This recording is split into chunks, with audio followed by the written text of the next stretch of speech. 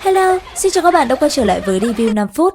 Ở cuối tập 37, sau khi gặp được Nhan Như Ngọc, trò chuyện một hồi, Diệp Phàm liền được đưa đi.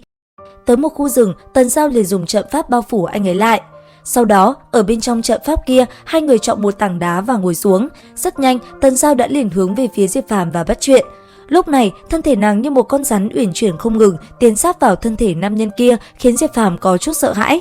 Rất nhanh, anh ấy liền xích ra xa thoát khỏi sự cám dỗ của Tần Giao. Còn cô gái kia, nàng vừa tiến lại gần, vừa nói cho Diệp Phàm biết bí ẩn về thánh tâm. Biết chuyện đám người kia lấy mình để nuôi dưỡng trái tim yêu đế, Diệp Phàm không muốn chút nào, bởi vậy anh ấy nhanh chóng cự tuyệt.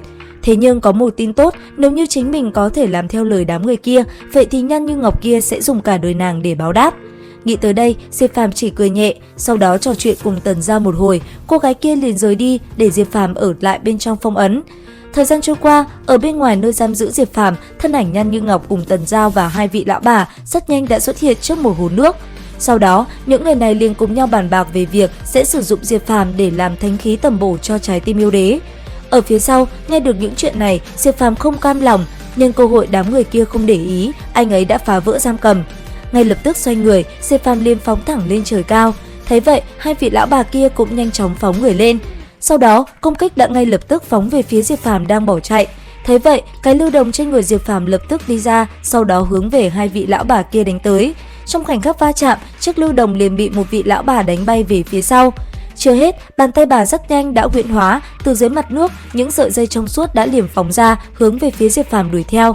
Chỉ trong tích tắc, nó đã trói được cơ thể Diệp Phàm và giam giữ anh ấy lại. Sau đó, ở giữa không trung, thân thể Diệp Phàm cứ thế bị kéo ngược về phía sau. Cuối cùng, thân thể Diệp Phàm dừng lại ở giữa một cái hồ, toàn thân bị treo lơ lửng giữa không trung, không thể giãy giụa. Phía dưới mặt hồ nơi Diệp Phàm bị giam giữ chính là trái tim của yêu đế, nó đang không ngừng tỏa ra ánh sáng thu hút mọi vật tới gần. Còn Diệp Phàm lúc này, anh ấy đã không thể kháng cự được nữa. Trước mắt anh ấy, thân thể Nhan Như Ngọc xinh đẹp đang không ngừng tiến lại gần. Nói vài lời ngắn ngủi, Nhan Như Ngọc đã liền ra tay hành động. Từ trên người nàng, một loại pháp lực vô hình đã liền thi triển. Ngay sau đó, trái tim yêu đế từ dưới hồ nước kia đã liền phóng lên đứng ở giữa hai người. Thấy vậy, Diệp Phàm hồi hộp vô cùng.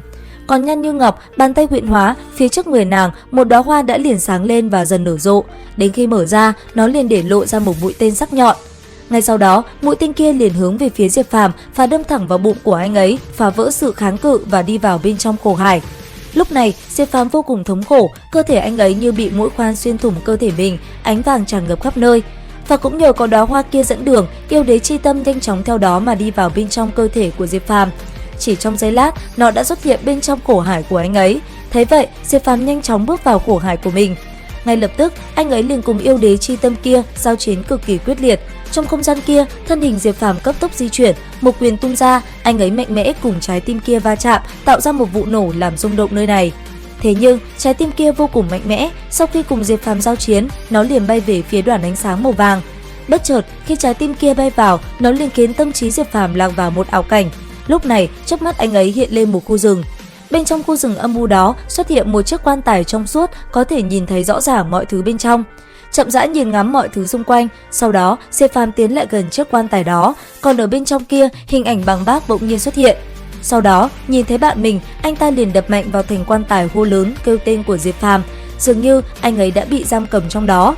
Thế nhưng ở bên ngoài, Diệp Phàm không nghe được gì, anh ấy cứ thế chậm rãi bước từng bước về phía chiếc quan tài kia. Đến khi lại gần, thấy hình ảnh của Bằng Bác bên trong, Diệp Phàm giật mình.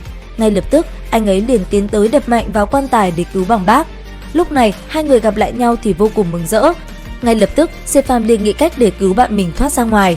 Đến đây thì hết tập 38 Giả Thiên. Xin chào và hẹn gặp lại các bạn ở những video tiếp theo.